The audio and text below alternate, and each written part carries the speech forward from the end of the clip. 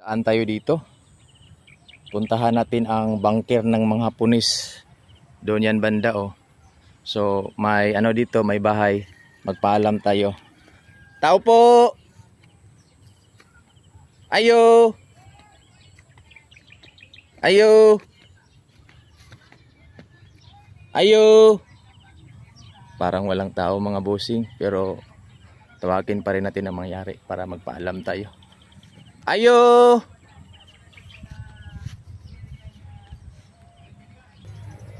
Parang walang tao pero hintayin pa rin natin. Ayo! Yan, sunahan ang bangker ng mga Hapones. Yang may dalawang baka. So pinuntahan na lang natin.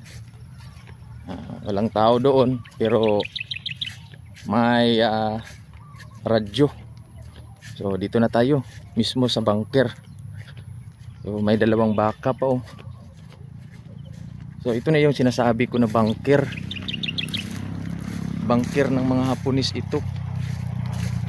Long time ago, noong ang mga Hapones sila pa yung sumakop sa atin. So tingnan nyo. Ito yung bangker na sinasabi ko. Located along Mabuhay Road, papuntang slaughterhouse ng General Santos City. Silipin natin. Tingnan nyo. Ito yung bangker. Bangker ng mga Hapones. Focus ko dito ang camera. Tingnan nyo paano pagkagawa. Kahit na ilang taon na, ilang dekada na ito, pero tingnan mo paano nila ginawa ang pundasyon.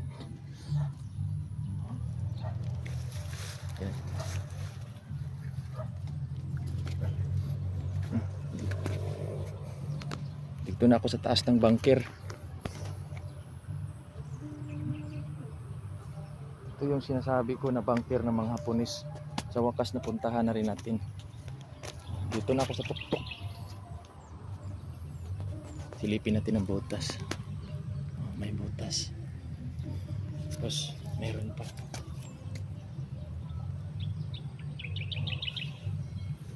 Tapos pa. Ibig sabihin, noong kasagsagan ng pananakop ng mga Hapones, itong area na to, kampo ito nila. Kampo. Dito sila naglulungga. Sa katunayan, may bangker dito. Yan, may bangker. Bangker. So ito yung mga naiwan ng mga Hapones dito. O ito yung looban.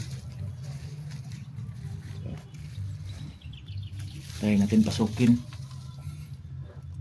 Madilim. So ito na yung looban ng bangker. Pinasok na natin.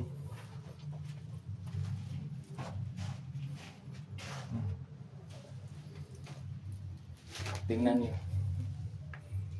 kung paano nila ginawa. Yan. Bangker ng mga Hapones. Located along Mabuhay Road, papuntang slaughterhouse ng General Santos City. So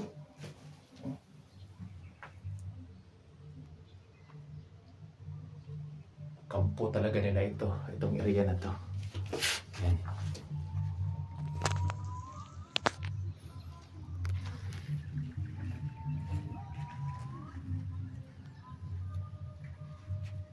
Thanks for watching everyone. God bless. Ang buhay ay iisa lang.